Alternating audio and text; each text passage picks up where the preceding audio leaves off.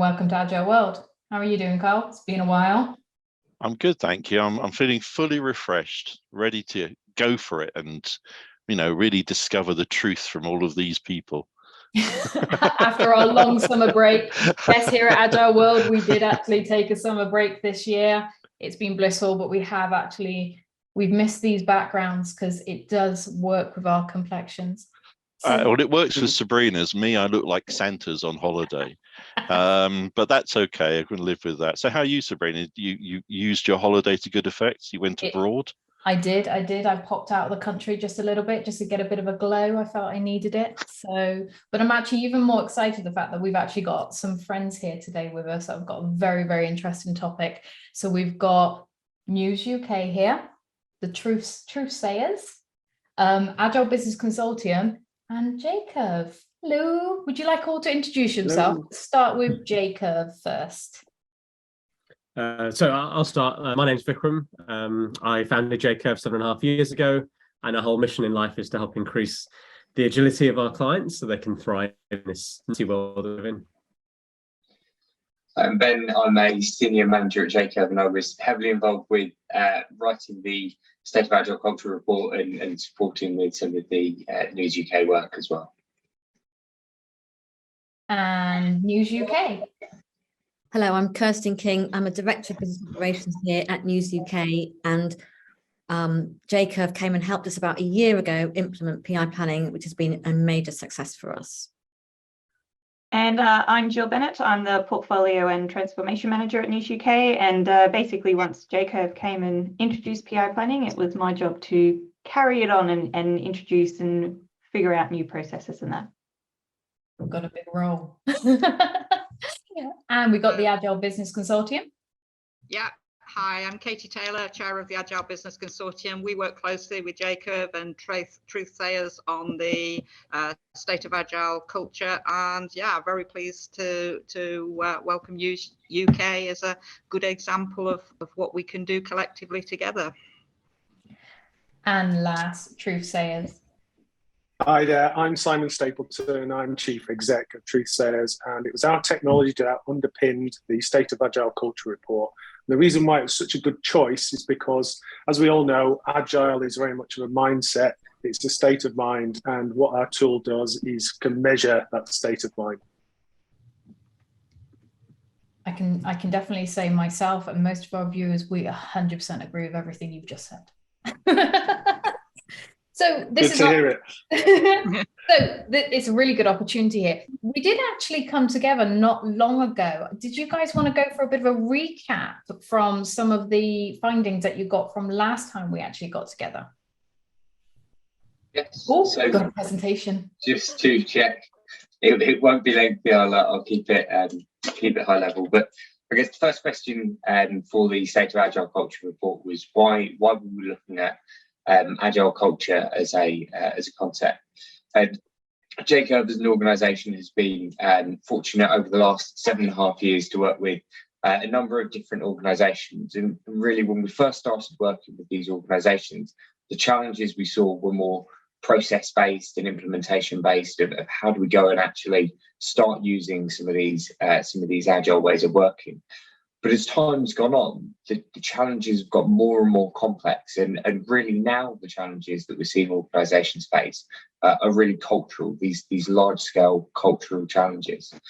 And what we've seen is that when organisations really focus in on this and start to address the cultural and the behavioural challenges, this is where they get the greatest success. This is where they're really able to get value out of agile ways of working. And it's not just us. We've seen, obviously, with other agile reports that typically when agile transformations fail, it's usually cultural. That is normally one of the biggest reasons why agile transformations fail within organizations. So what we wanted to know from that then is, okay, so if agile culture is so important, what does it actually mean? What's it actually made up of? And if organizations are really trying to leverage this, what are the most important levers that they can pull? So a little bit over the survey, we had over 1,400 responses.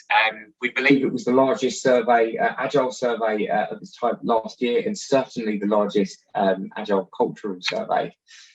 We got a response from all sorts of, from all across the globe, heavily weighted in Europe, but with good representation across other areas as well, including 8 people who we assume were in a penguin watching hut in Antarctica and had nothing better to do.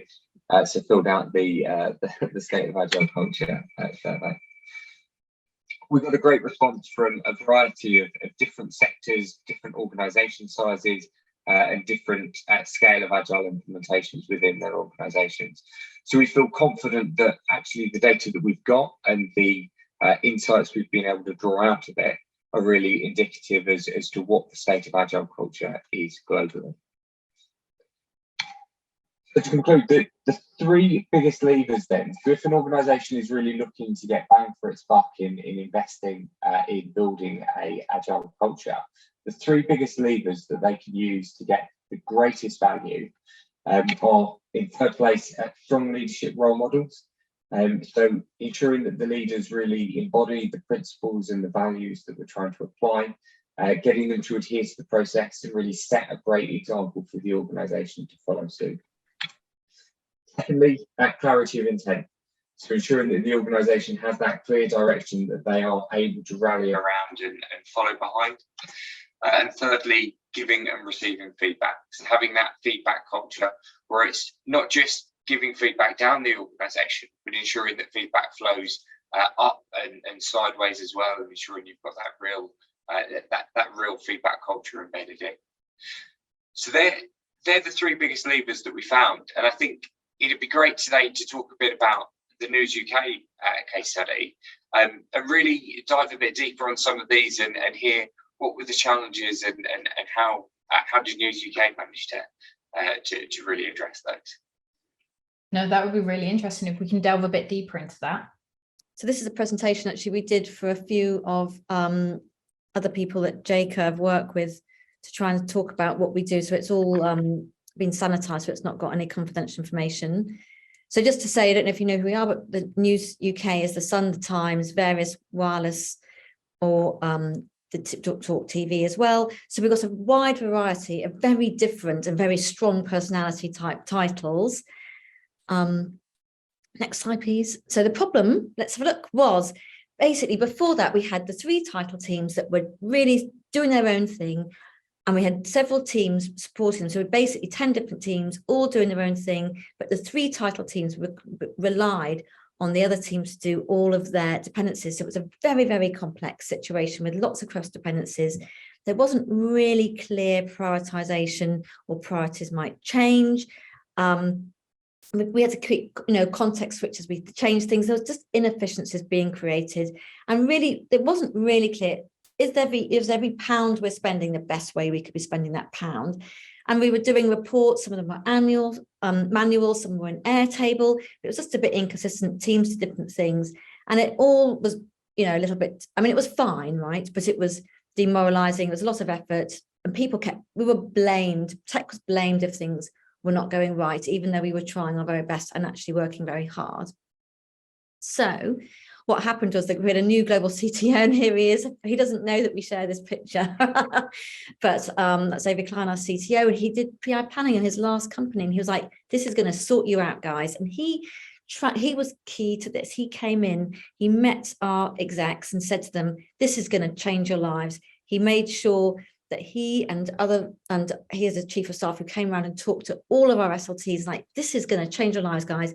He then helped us engage Jcurv and said, you need to get somebody in to make this happen, and chose Jcurv. And he basically gave us a 2-week deadline, which we nervously asked, can we have 3 weeks to roll this out? So we had 450 people in our teams, 3 weeks to roll out PI planning. Okay, and then this is Jill's pages. Yeah. So basically, Jcurv came in. We had a massive culture shift off the bat, basically, of either you stay as you are or we're going down this route. And well, everybody was very fed up with the current way of working. So they were like, yep, let's just jump in and try it. Like, what's the worst that can happen? So obviously one of the biggest hurdles that firstly we had to get over was the mindset of what PI planning was, and make it very clear that although yes, it's part of the SAFe framework, you do get a lot of benefits in the whole business in the tech alignment. And obviously it's 2 very intense days. Like we had 2 very long days that first time we did it. But one of the biggest things, the mindsets we had to get over first off was the mindset of it being waterfall. And obviously we had to point out that it's not actually waterfall. It may feel like it at first, but obviously as we've continued on, we've had that same messaging of, the more we've been able to adapt and change, the less waterfall it's felt, the more agile we have become. So that mindset was definitely the immediate first hurdle we found that we had to kind of overcome, of helping people understand what this process was. And then, as Kirsten said, we had 3 weeks. And again, although there was 450 people, that's literally across the entire business. So we had the execs on the call, right down to developers, whereas before we didn't really have that. And it was really getting everyone to align with all the teams. And then basically, then I came in after that 2 days. So we did the 2 days. We came away with our clear goals of this is what we're going to deliver for the quarter. And then they went, all right, Jill, you're coming in now to figure out how we carry this on. Which again, just because you do PI planning, you've still got time between each PI to kind of sort stuff out. So my partner in crime, in effect, Paul Douglas, who is the one who's taken this photo, who is kind of the silent partner in the trio. So Kirsten and I were really big on, she was really, talking to the business. I was working with the tech people, and then Paul Douglas was the silent but essential part, which is around the tooling that we use. And actually, that was the biggest thing, was again trying to get people onto this change of mindset and this cultural shift on how we use our tooling, the benefits we can have with our tooling, and then how it fitted in with all of our fortnightly governance forums, Scrum of Scrums. We then had a 90-day review. We had PI planning playbacks, and obviously we were also recording everything into Confluence. So everything is literally documented in Confluence as well, again, so that we can be really clear with new joiners or people who need a refresher on how things work or whatever else. So, and again, it just made it was a bit of a one-stop shop, so to speak. So, we did our first PI. This is a screenshot of our Miro board from our first PI across all the teams. And the biggest thing that we came away with is we had one of the exec members go, I get why we need to be better at prioritization. One of the benefits of PI is that you cannot hide. That was the number one message I used to say to people, was that you cannot hide, but that's not a bad thing. Like, we've been able to have the most valuable conversations and feedback loops in the last year because we've been able to really clearly identify, not just within tech, but across the business, where our pain points are and actually have the right conversations. And again, even just like the business priorities to the confidence levels within the team. So, the business might say these are all the priorities, but the confidence level that comes back from the teams, says another thing. And actually, again, that really just having those conversations up front has definitely helped just change, the attitudes, and people feel like they have a say in how what we're committing to each quarter. And connecting back to Ben's point around, culture, and the top thing about culture, the lever on culture, is giving and receiving feedback. These quarterly planning events is a brilliant platform to structure good feedback, and both the leadership team giving feedback to the delivery teams, and delivery teams definitely giving feedback back to the leaders about what their challenges are and things like that. So that transparency was definitely there, and obviously, then all the other events, all the other ceremonies following on from the PI event then starts to really change the culture, because there's so much feedback coming through on both sides. And the benefit as well was just feeding into that as well. Like, we did a retro at the end of PI. We've been doing retros, and again, it's with the whole entire business. So the business are hearing what tech has to say, and vice versa. So we've been able to take away like clear action. So there's been that constant feedback loop of how things are working, what can we improve on, going into it. So, and it was my job to kind of take all that feedback and try and show out how we track our work in effect. And again, we got to get the business on board. As Kirsten said, tech got blamed for quite a lot of things. So one of the biggest problems I had to solve was, how can I show the business that we are actually, achieving what they're saying they're achieving, being very clear and concise, but equally showing the business that, if things are dropped, it's not necessarily because of us, or, there's been something outside of our control. So, and also I wanted to keep it simple. Like one of the things that, because I came from being a program manager with all the program managers, we had all talked a lot about, you know, the amount of reporting we were doing. We were doing about 5 different reports every month that had different levels of detail to different businesses. So, you know, we already had a very clear idea that we need to try and simplify things so that also we could focus on having the most important thing, which was the conversation. So I put everything into Jira, and we customized Jira. So we use the hierarchy. It feeds into the dev teams as well. But each initiative, in effect, is a piece of work, a line from PI planning, and it has all the information that we've collected. So for prioritization, dependencies, you know, what our confidence vote was. We even added in things like changes of scope, you know, fortnightly updates, and we managed to basically go from doing 5 different reports to 1, which immediately improved a lot of people's, you know, moods of going, I don't have to spend all this time now doing various different reports. I can just worry about it being in this. And this then became our source of truth as well. And also because we were adding in like our RAG days, we can actually focus our Scrum and Scrum conversations on the important things, not just giving a general update. Then the other thing I did was introduce different types of reporting. So we used a tool called EasyBI, again, Paul Douglas being the hero who takes care of our tooling. We worked very closely with him.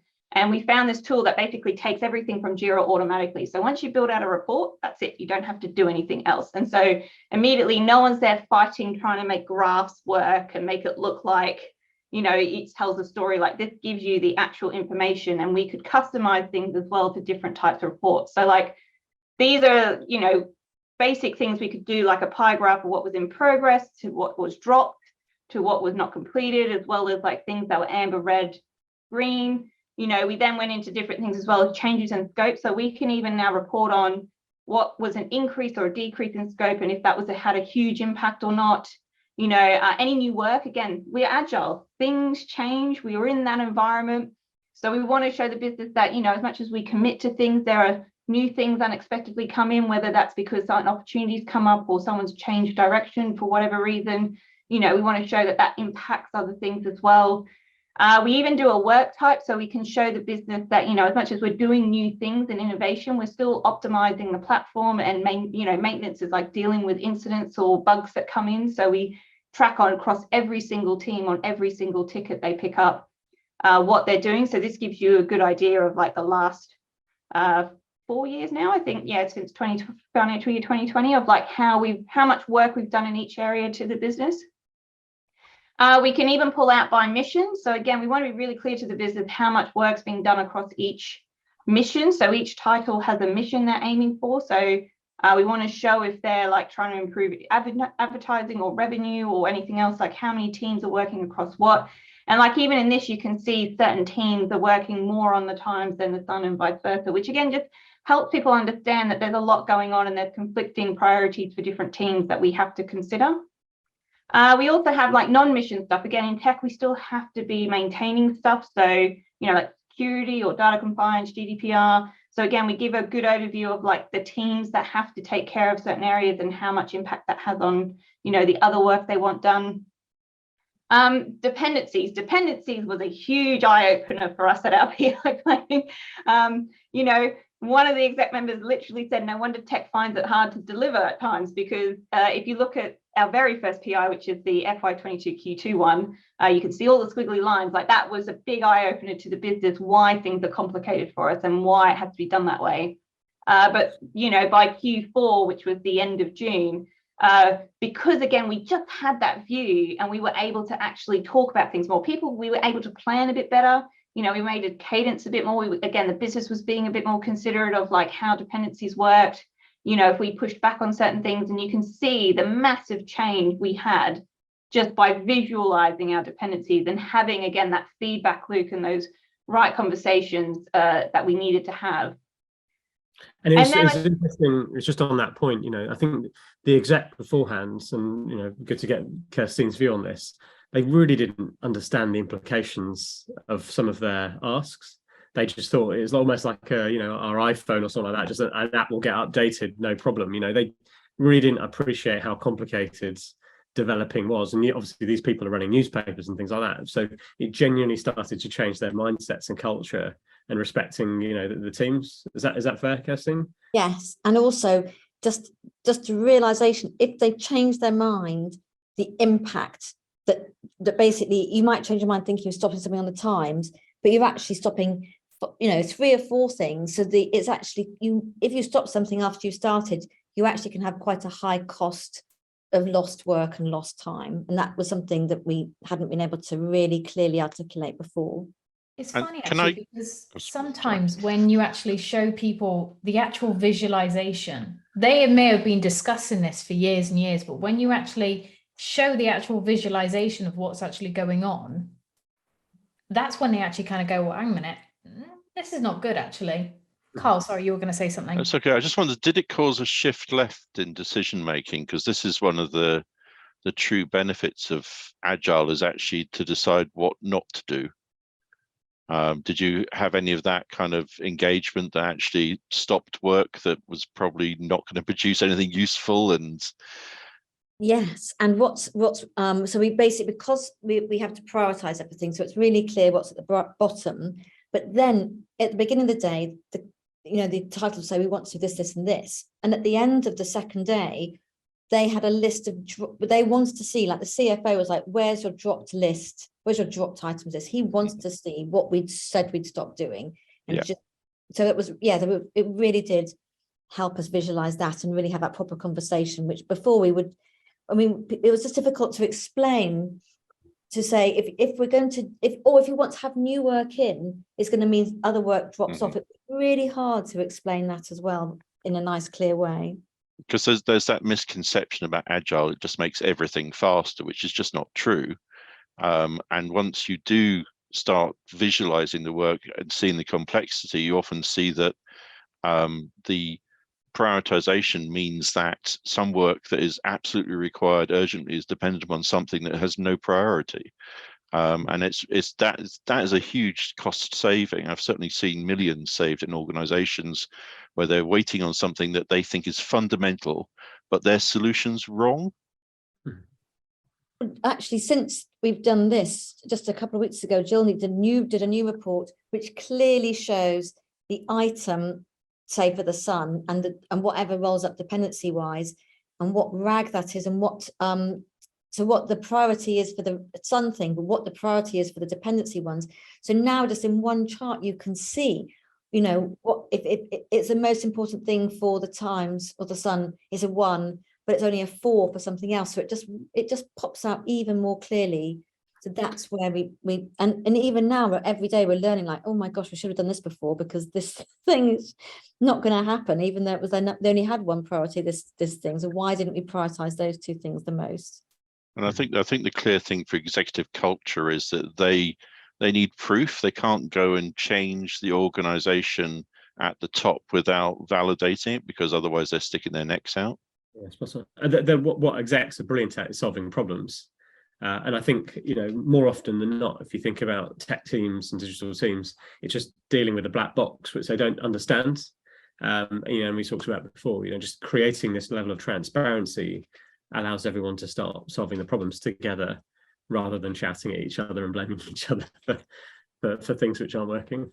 So that leads into, I was just going to question, did you get to the stage of that epiphany? Because normally, you would normally get obviously the what the execs see as value, and then you normally can get like the teams that kind of going, well, actually what we're seeing here is really what the value and the benefits are. Did you get to that stage where you actually almost started to get an agreement that from the execs and the teams to actually start visualizing and being able to see the value and benefits in each other's items? Did you start to see that coming through?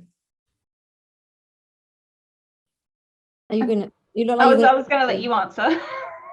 Well, I think that we are showing the values coming through. I think that's the next thing to really improve, is pulling out the values even more, what the objectives are. So we've got a high level objective, and we've got the next level, and doing more around that is the next thing. So we are seeing that more.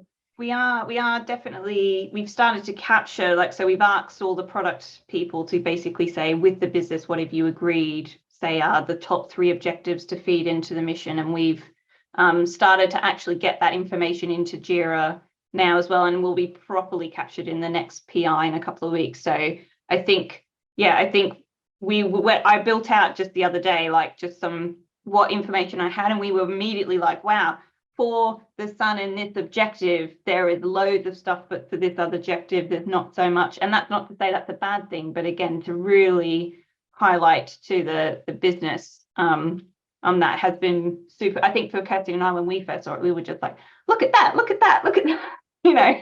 Yeah, and not just business, but for us too. Like, we're just trying as hard as possible to work out how we can visualize some of these dependencies, because the Sun Times and broadcast have their cross dependencies are very fundamental.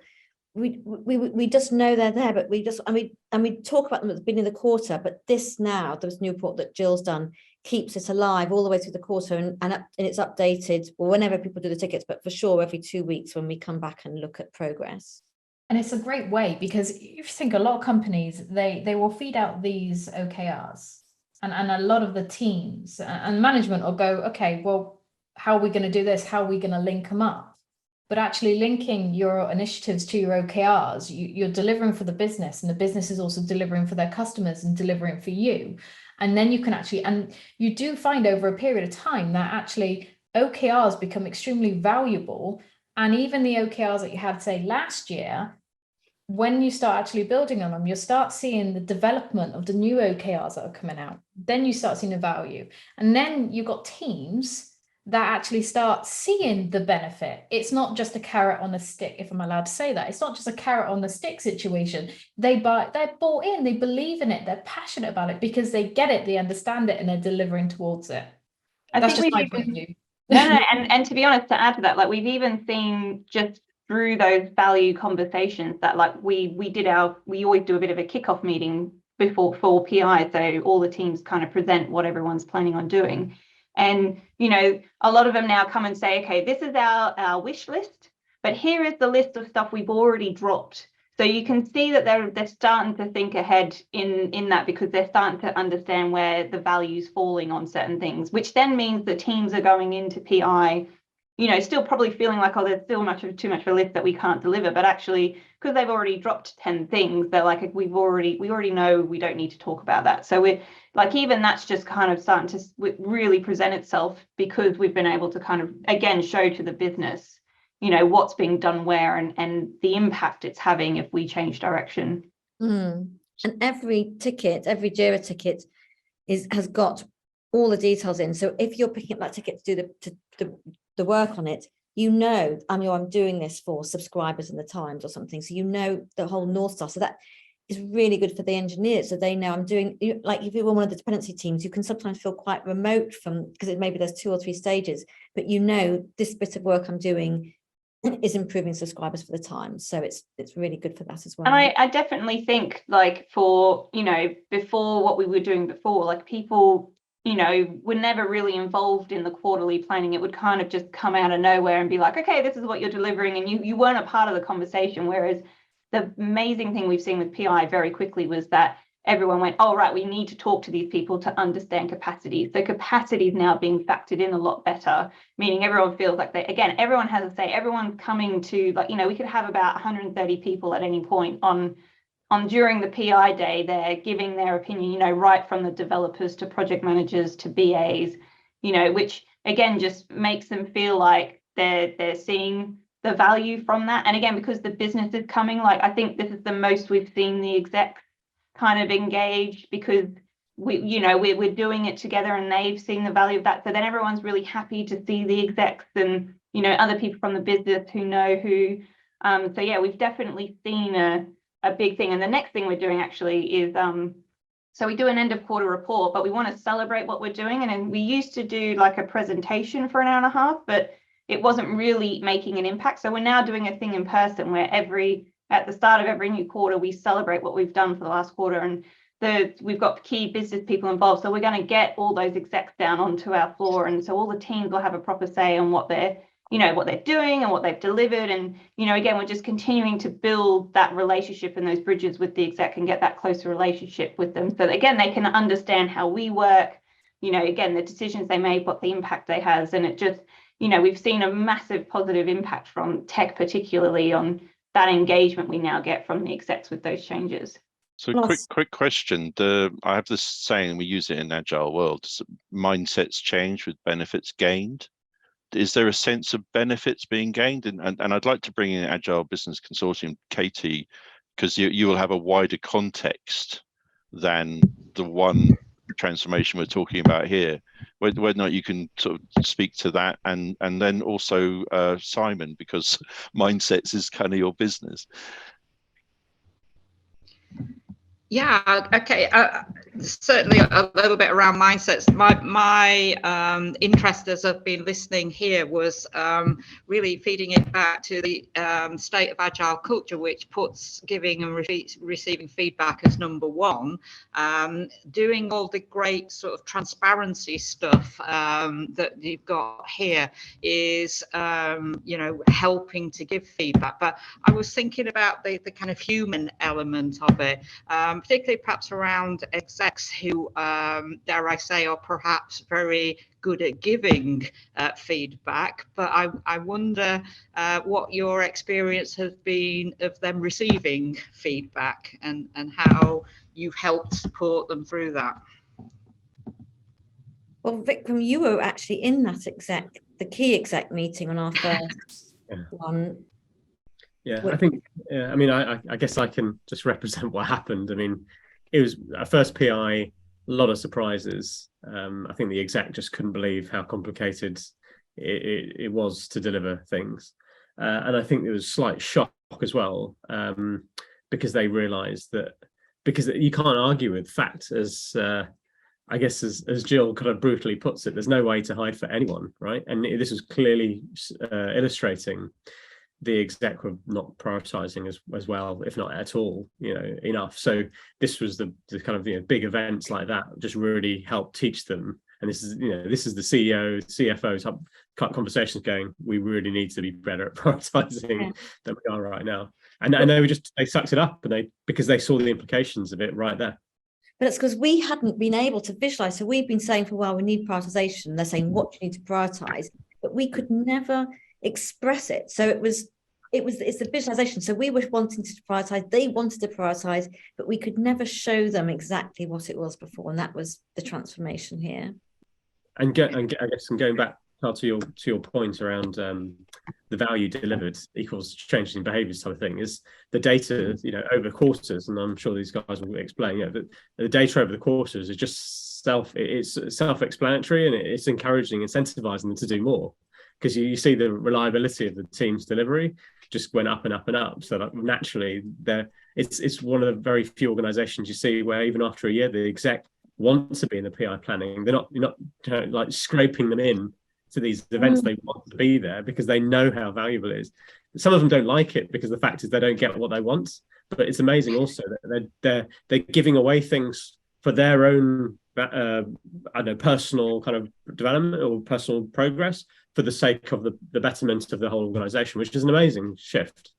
Well, I mean, what the joy for us is they actually read the reports, and the other business read the reports as well. This morning we sent out a report, and literally within 10 minutes, someone from finance was like, well, what's going on here with this thing? Like literally we sent it out, someone had read it, and they were saying, what's going on? And it's just so joyful when you do reports a year on as for fortnightly reports, and senior people in the business are reading it and questioning it. So it's still really relevant. And that's the key thing that's happened, I think, as well.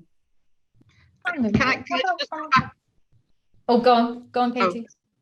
All right. No, well, I was just going to say, I think this example has been great because it had the champion at the beginning that came and convinced and got the buy-in from the exec. I wonder in other scenarios for other people listening to this, whether they could perhaps start smaller and do an experiment and get that evidence. And like you say, when you've got the evidence, it's hard for people not to buy into it, whether there's something there about trying for other people to try something small to get that evidence to help drive the mindset change. Simon, you kind of do you kind of do mindsets for a living, don't you? It's you've done loads of experiments, I would have thought. So have you been able to track the Many. change in News UK? So we've not been directly involved with the News UK. Our involvement was in the State of Agile Culture Report and what we've learned through doing this for many years. And the mindset is the most interesting part for me, obviously. But I've heard a few things today which really provide anecdotal evidence of the importance of the mindset. And because I think what Waterfall was really good at is tasks trickling down and for people to be really clear on what they need to do. But where Agile is really making the difference is it's not just the what, it's the why. And actually, if anyone's read Simon Sinek's Start With Why, actually you'll see from the leadership, starting with the why is absolutely critical to get people bought into your mission from the inside out. And so what we've learned is when you deal with the motivators of people and really measure them and understand them, you'll see that why is so critical. And then often they're not talked about because people should know it, right? They're given a job description, they're given a load of tasks, get on and do it. But actually, if I have to wake up every morning and all I've got is a plain task list of change this code, configure that router, whatever, tech as job list of the day, it's going to be in a kind of humdrum steady state. When you tell people why it makes a difference, and Kirstine gave a great example, this is for Times members. This is for them to receive something of increased value, or it's going to mean that the risk to that subscription renewing is reduced. That's what motivates people, and that's the mindset that we really need to try and instill, and that's what we measure. And also the importance, understand your customer. We do have a podcast on that one. Just have to put that in, I'm sorry. We will be definitely putting the links to all of your websites. And for those who have never heard of Truthsayers, I'd be very surprised if you've not. You need to go look at them. The stuff that these guys are doing are absolutely amazing. Thank you. So here's a question that you probably get asked a lot. What was the biggest challenge out of all this? Because what was the big, and we want the nitty gritty, what was the biggest challenge in all this?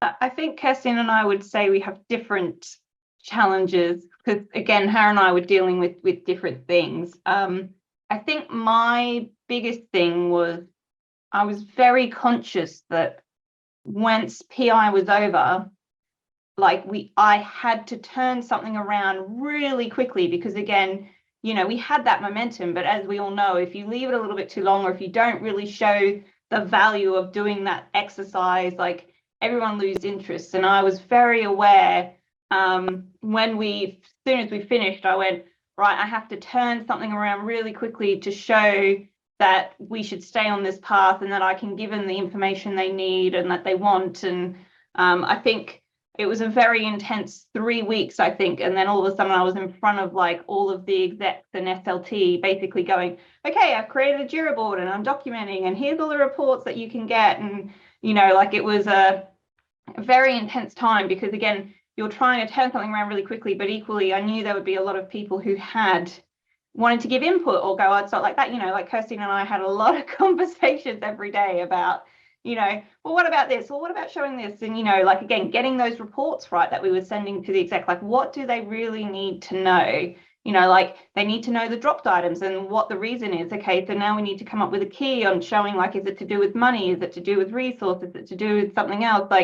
It was really getting into the nitty gritty, but, wanting to try and turn something around really quickly. So I do remember that those first probably few weeks or couple of months was just really wanting to show the value for money really, really quickly, which I think we did for the fact that we're obviously still running with PI. But, and actually what we did was actually probably, I think, even better. I think one of the execs was like, this is way, way better than I ever would have thought with what I basically proposed. Because that was the other thing, I had to propose something out of nowhere of this is how we should run it. So I think for me, that was my thing. But I think for Kirstine, it would be probably something really different.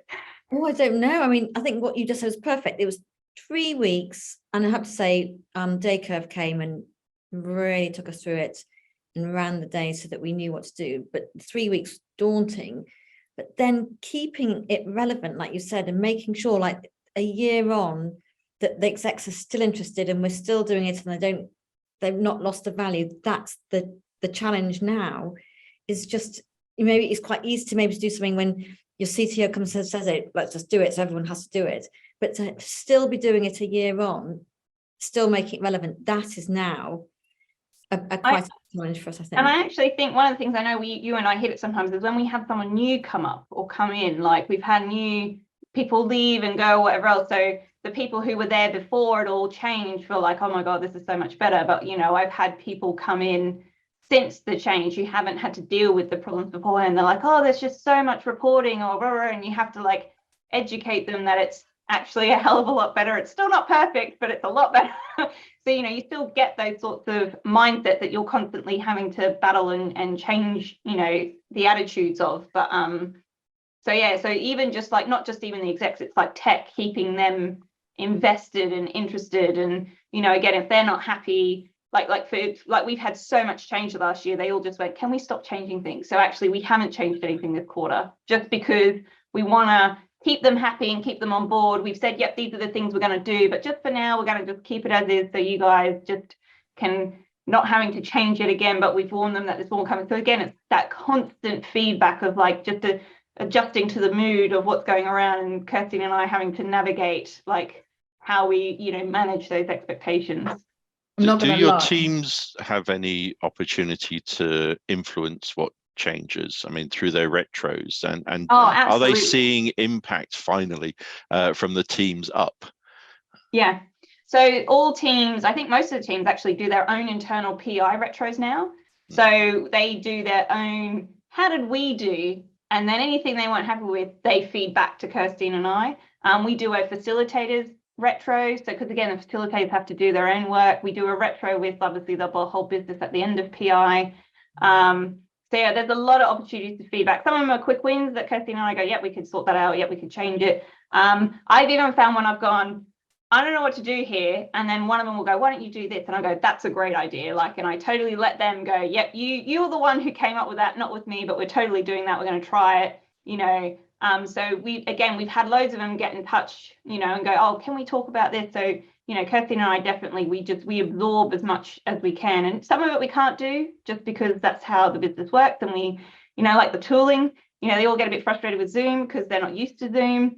But, you know, like once we know why, we communicate it out and they're okay. But yeah, we definitely, every opportunity is, you know, what can we do better? What's the next thing that we have to do?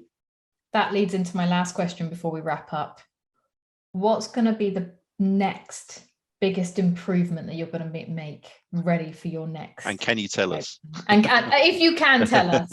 Well, I know the thing that we've almost cracked is the portfolio view for each title. So the thing we've been working on for the last 6 months or so is figuring out, so the titles will do their own portfolio reports, and then there's the PI report. So we're trying to merge those two together to a point so that again, all the information is coming from one place and they're not duplicating and having to say the different things.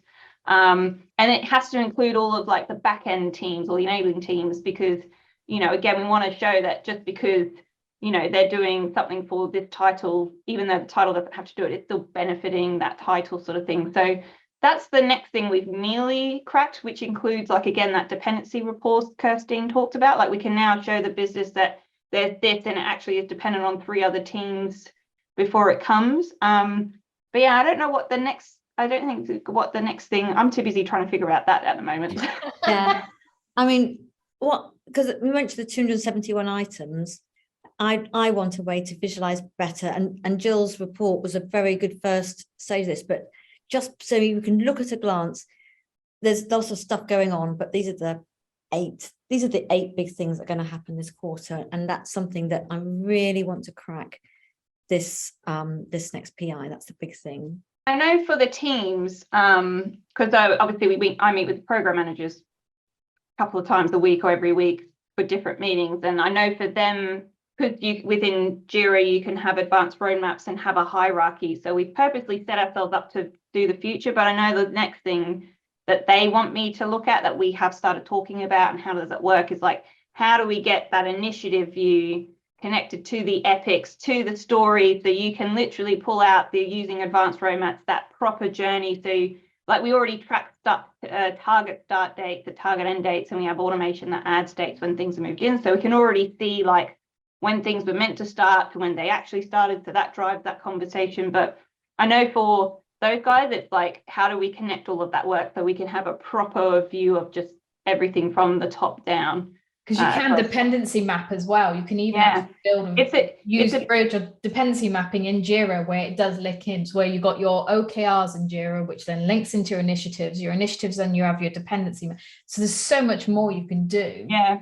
And advanced roadmaps is a beautiful thing because it gives you all the lines to show where all the dependencies are. And that in itself, like when I first showed that to some of the execs, particularly in News Corp, they were just like, oh my goodness, look at it.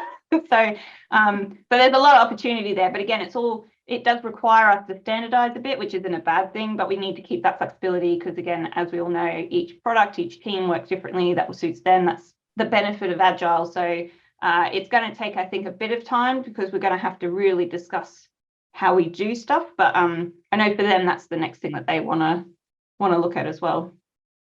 So before we wrap up, any last thoughts from anyone else, just to finish off where your involvement has been from the survey to the case study? It'd be great to hear from everyone. I think one thing which, again, we obviously just, pop in every so often to hear kind of progress of News UK, but, in this world of where we've got this great resignation challenge, and obviously, it's a massive, market now about recruitment and trying to retain talent, etc. I mean, Kirsten, one of the highlights to me was the fact is that your retention rates have improved, haven't they? And that's going back to the start of when we were talking about agile culture. Having a stronger culture, more transparent, people feel like they're achieving things, is clearly an attractive place to be, right? Yeah. I mean, our retention rates are below industry average. As in, we retain more people than industry average. I said that wrong, maybe, but yeah. Yeah, that's cool, isn't it? So the impact of people having greater connection with a purpose, to your point, around the customer, being able to make a difference, deliver value, less resistance to delivering just doing the job you're supposed to do. I think it's an attractive place to operate, right? So that's my personal highlight, and the connection back to the whole of this culture and behaviours element.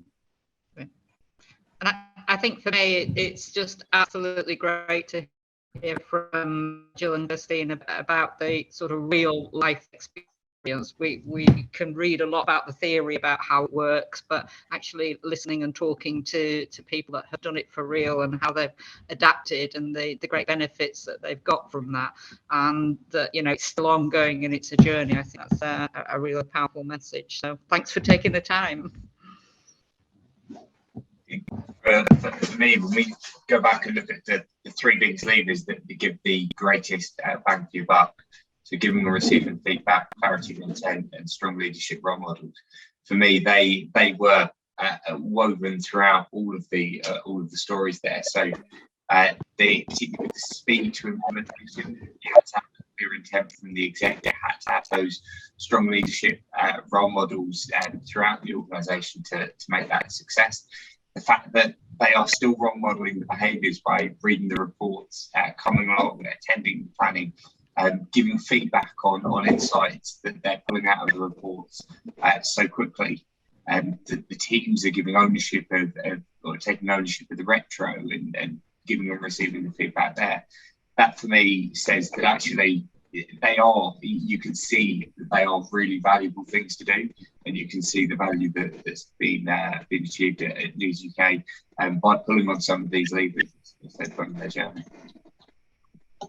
Yeah, can I just add to Ben's point on the three top levers, particularly 1 and 3, where providing feedback and leadership role models. In my experience years back, actually the exec and the senior leaders were the worst for providing each other feedback. It's such a political environment, and there was a lot of backstabbing, a lot of jostling for position. And actually, the leaders really must embody that, because, quite frankly, in those environments, there's no trust between them, and you've got to start with trust. Of course, you can put all the tools in place. You can force people to sit around the table and communicate, but actually, without trust, you don't get that feedback. And, you know, if I was to recommend a place to start, is start on the trust, then put the tools in. Because once you get a trustworthy team who give each other feedback, actually, how you capture it follows much more easily after that point. So thank you, everyone. I just want to leave with my parting thought, which is that I get the strangest feeling that what's happening at News UK is filtrating the entire organization as all for the greater good, which is a really nice message, because developers often feel put upon. Now they're feeling part of the solution. Executives are setting aside their own personal gain for the group's gain. And this sounds like a fabulous story, and we'd like to get updated maybe next year or the year after, see where you are then. It's been an absolute pleasure. Thank you very much for your time, and see you later. Thanks, everyone. Okay. Thanks, Bye. everyone. Bye. Bye. Bye.